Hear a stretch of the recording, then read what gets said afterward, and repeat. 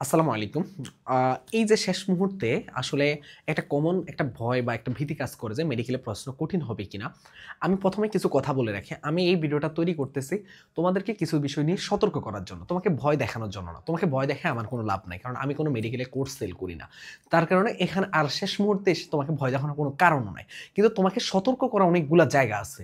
Medical ভর্তি পরীক্ষার জন্য তোমাকে অনেকগুলা জায়গায় সতর্ক করার অনেকগুলা জায়গা আছে। বিশেষ করে এই বছরের ব্যাপারটা হলো একটু ভিন্ন কেন? তোমরা দেখতে পেয়েছিলে যে এই বছর মেডিকেলে ভর্তি পরীক্ষার জন্য অনেক ধরনের পরিবর্তন আসছে, অনেক কিছু করছে। এই সকল পরিবর্তনের পেছনে একটা বড় রিজন ছিল।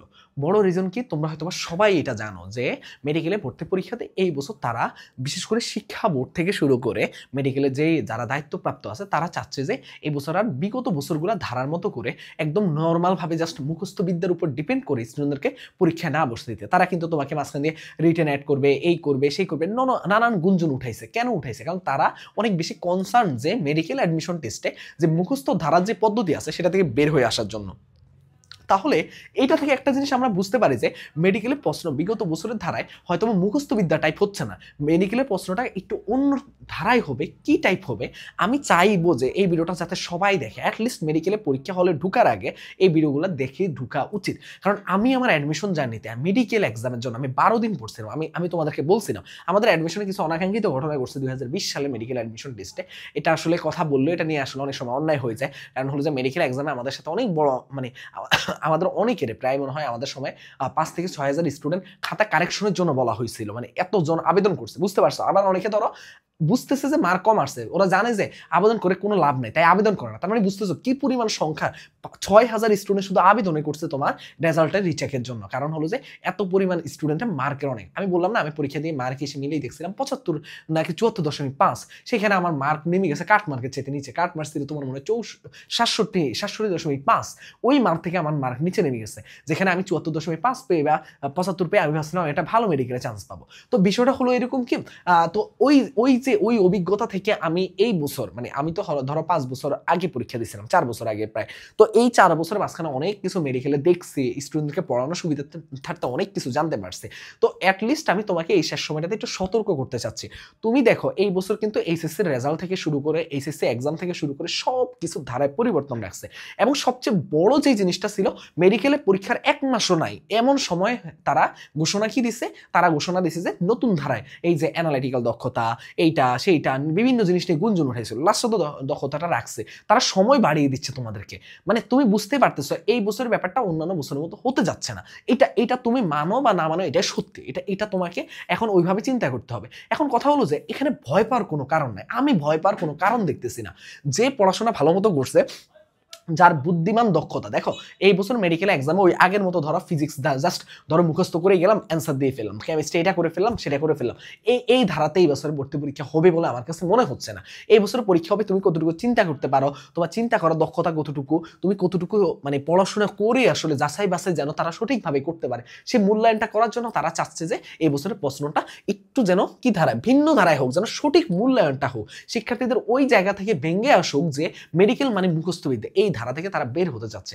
তাহলে এখানে কি হবে? এখানে যেটা হবে কি, যারা ভালো দেখো এই যে ধরো মানে এখানে তোমাদেরকে অনেকগুলো বিষয় আসলে বুঝতে হবে যে যারা ধরো ভালো স্টুডেন্ট, যারা ধরো বুঝে বুঝে পড়তেছে, তাদের অবশ্যই তারা এগিয়ে থাকবে। এটা মানে আনডাউটলি বলা যায়, মানে কোনো ডাউট ছাড়া এটা বলা যায় যে যারা তোমার ভালো মানে তোমার হলো যে বুঝে বুঝে পড়ে বা মুখস্থ টাইপ করতেছে না, যারা পড়াটাকে আসলে পড়ার মতো করে পড়তেছে, তারা অবশ্যই ভালো করবে এবার মেডিকেল অ্যাডমিশন টেস্টে। আগে যেমন মুখস্থ করলে ভালো ফলাফল আসতো, ফার্স্ট যে হয়ে গেছে সে মুখস্থ করে ফার্স্ট হয়ে গেছে, এই ধারা হয়তোবা আমার মনে হচ্ছে। এবং আসলে মেইন কথা কি, আমরা আসলে বলতে পারি না যে প্রশ্ন কঠিন হবে, প্রশ্ন সহজ হবে, এটা এক্সাক্ট আমরা বলতে পারি না। কিন্তু আমরা তো ধরো অ্যাটলিস্ট তাদের পারিপার্শ্বিক অবস্থা দেখে আইডিয়া করতে পারি। ওই আইডিয়াটাই আমি তোমাকে জাস্ট বলতেছি। এখানে আরেকটা বিষয় একটু জানিয়ে রাখা ভালো যে যদি ধরো প্রশ্ন তো ধরো এই ধারাতে একটু কঠিন করে থাকে বা একটু ধরো তুলনামূলক অন্যান্য বছরের চাইতে একটু ব্যতিক্রম ধর্মী করতেছে, তাহলে অবশ্যই কাটমার্ক এবার কমবে। তবে এই বছর যেহেতু বা আমাদের টাইমের একটা তারতম্য দেখা দিচ্ছে। কাটমার্ক কমুক বা না কমুক, তুমি মনে রাখবা যে সবার জন্য প্রশ্ন একই হচ্ছে, সবাই কিন্তু একই প্রশ্নের পরীক্ষা দিবে। তাহলে এখানে ভয় পাও তো আমি কোনো কারণ দেখতেছি না, তাহলে তুমি কেন ভয় পাচ্ছ? সবাই একই ধারায় প্রশ্ন পরীক্ষা দিবে। তার জন্য তোমাকে একটা জিনিস মাথায় রাখতে হবে কি, প্রশ্ন যেমনই হোক তুমি তোমার 100%টা দিবা, তুমি তোমার 100%টা দিবা। প্রশ্ন কঠিন হলে তুমি তোমার 100% দিলে, প্রশ্ন সহজ হলে যা হইতো, কঠিন হলে এখন তোমার রেজাল্ট তাই আসবে। হয়তোবা তোমার যেমন মার্ক কমবে, বাকি ধরো মার্ক কমবে। এখানে প্রশ্ন কঠিন হলে যেটা সুবিধা হয়, তোমরা যারা ভালো মতো পড়ছো তারা ভালো করবে ইনশাল্লাহ। ওই যে ধরো প্রশ্ন যদি একটু দক্ষতা, অ্যানালাইটিক্যাল দক্ষতা, এই জিনিসগুলো বেশি ফোকাস দেয়, তাহলে অনেক সময় অনেক মেডিকেলের শিক্ষার্থীরা, মুখস্থবিদ্যা টাইপ স্টুডেন্টরা অনেক সময় বাদ পড়ে যেতে পারে। এটা এটা তোমাকে আমি ভয় দেখাচ্ছি না, তোমাকে আমি পরীক্ষা হলে যাওয়ার আগে অ্যাটলিস্ট এই চিন্তাগুলো যেন করে তুমি ঢুকতে পারো শেষ সময়টাতে। এটা একটা বিষয়। আরেকটা বিষয় একটু বলে রাখি যে মানে পরীক্ষার হলে গিয়ে প্যানিক করা যাবে না, বুঝতে পারছো? তোমরা অনেক প্যানিক করবা যে ধরো প্রশ্নের উত্তর দেখার পরে যখন মনে হবে যে না প্রশ্ন ধারার বাইরে চলে গেছে, প্যানিক করা শুরু করবা। প্যানিক করার কিছু নাই, তুমি জাস্ট এইটুকু শিওর থাকবা যে তোমার জন্য যেমন একটু মনে হচ্ছে অন্য ধারায় গেছে, বাকিদের সবার জন্য অন্য ধারায় যাবে। আরেকটা বিষয় একটু বলে রাখি, যেহেতু দেখো মেডিকেল এক্সামের পরে কিন্তু তোমরা জানো যে মেডিকেলে আমাদের এটা বাস্তবতা যে আমাদের সিট অনেক কম থাকে। আসলে আমরা প্রায় 2 থেকে 3% মাত্র মানে পরীক্ষার্থীর তুলনায় সিট আছে। তাহলে বাকি 96% স্টুডেন্ট কিন্তু চান্স মিস করবে। এটা বাস্তবিক সত্য, এটা মানতেই হবে। এই বাস্তবিক সত্যটা মেনে নিলে দেখবা যে 95 থেকে 96% সেই স্টুডেন্ট অন্যদিকে মুভ করবে। এখন এই অন্যদিকে মুভ করার ক্ষেত্রে তোমাদের জন্য সবচেয়ে বড় ডেডিকেটেড 2টা জায়গা আছে, একটা আছে কৃষি আর একটা আছে কি তোমাদের হলো যে জাহাঙ্গীরনগর ডি ইউনিট। এই 2টা জায়গা সবচেয়ে বড় সুযোগ। এরপরে তোমাদের চট্টগ্রাম ইউনিভার্সিটির সুযোগ আছে যারা মেডিকেল ক্যান্ডিডেট আছে। তো তোমাদের কথা বিবেচনা করে আমাদের কিন্তু কৃষিগুচ্ছ পূর্ণাঙ্গ কোর্স 4.0 চলে আসছে। এটা কিন্তু হয়তোবা তোমরা সবাই কম বেশি জানো যে কৃষিগুচ্ছ পূর্ণাঙ্গ কোর্স এই যে 4.0 এর কথাটা তোমরা সবাই জানো যে আমাদের এখানে আমি আছি, তোমাদের সবার পছন্দের আশিক ভাই আছে যারা ওয়ান শট খ্যাত যাকে বলা হয়, নাইমুর ভাই আছে, তোমাদের রাকিব ভাই আছে, সত্য ভাই আছে। এই পুরো কোর্সের মধ্যে আমরা তোমাদেরকে মেডিকেলের পর থেকে ফিজিক্স, ম্যাথ, ইংরেজি একদম শূন্য থেকে শুরু করবো। ইংরেজির জন্য 6টা ক্লাস থাকবে, ফিজিক্সের 12টা, ম্যাথের 12টা, এবং পাশাপাশি আমরা তোমাদেরকে কেমিস্ট্রির জন্য, বায়োলজিটা পুরোটাই মেডিকেল আগে শেষ হয়ে গেছে, ওগুলো যাদের দরকার হবে তারা রিভিশন করে নিবা, কারণ মেডিকেলের শিক্ষার্থীদের বায়োলজি, কেমিস্ট্রি আগাই থাকে। তো কেমিস্ট্রির মধ্যে থিওরি টাইপ চ্যাপ্টারগুলো তোমরা ভালো পারো, ম্যাথমেটিক্যাল চ্যাপ্টারগুলো যেগুলো ম্যাথমেটিক্যাল টার্ম, পরিমাণগত রসায়ন আছে, রাসায়নিক পরিবর্তন আছে, এগুলো আমরা পরে নিব, এবং পাশাপাশি অর্গানিক কেমিস্ট্রিটা এগুলো আমরা মেডিকেলের পর শুরু করবো। তার মানে তোমরা জানো মেডিকেলের পরে ব্যাকআপ হিসেবে চিন্তা করতেছো, কৃষি হবে তোমাদের জন্য একটা বেস্ট অপরচুনিটি।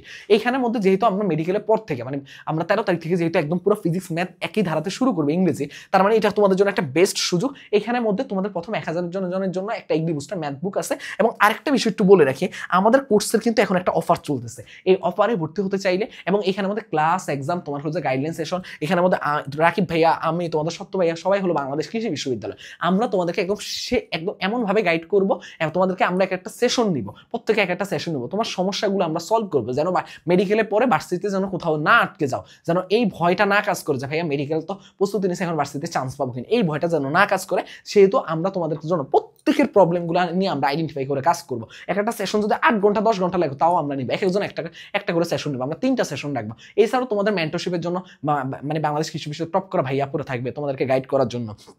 এইখানের মধ্যে অপারে ভর্তি হতে চাইলে 01314770610 এই হোয়াটসঅ্যাপ নাম্বারে একটা মেসেজ দিবা, বাকি বিস্তারিত ওখান থেকে তোমাকে বলে দিবে। এখনো অফারে ভর্তি হওয়ার সুযোগ আছে, যেহেতু প্রথম 1000 জনের জন্য এগ্রি বুস্টার ম্যাথ বুকটা ফ্রি থাকবে। 1000 জন যেহেতু এখনো ফিল আপ হয় না, এই সুযোগটাকে দ্রুত কাজে লাগাও, কিছু সিট যেহেতু বাকি আছে। আর একটা বিষয় একটু না বললেই না, কারণ তোমরা জানো যে এই যে দেখো, তোমরা জানো যে জাহাঙ্গীরনগর ডি এর জন্য তোমাদের কিন্তু অনেকের একটা টার্গেট থাকবে যে কৃষির পাশাপাশি জাহাঙ্গীরনগর ডি। তোমাদের জন্য আমাদের কিন্তু লাস্ট ফাইট ব্যাচটা আছে, যেখানে রিভিশন, ক্লাস, এক্সাম, ম্যাটেরিয়ালস সব কিছু আমরা দিয়ে থাকি। এইখানের মধ্যে JO50 কুপনটা ইউজ করলে দেখো আমরা 14টা ক্লাস নিব, বায়োলজি 7টা, রসায়ন 5টা, আইকিউ 2টা, প্রত্যেকদিন 2টা করে চ্যাপ্টার শেষ করাবো, রিভিশন দিব আমাদের সাথে, তোমার আর কিছু করা লাগবে না।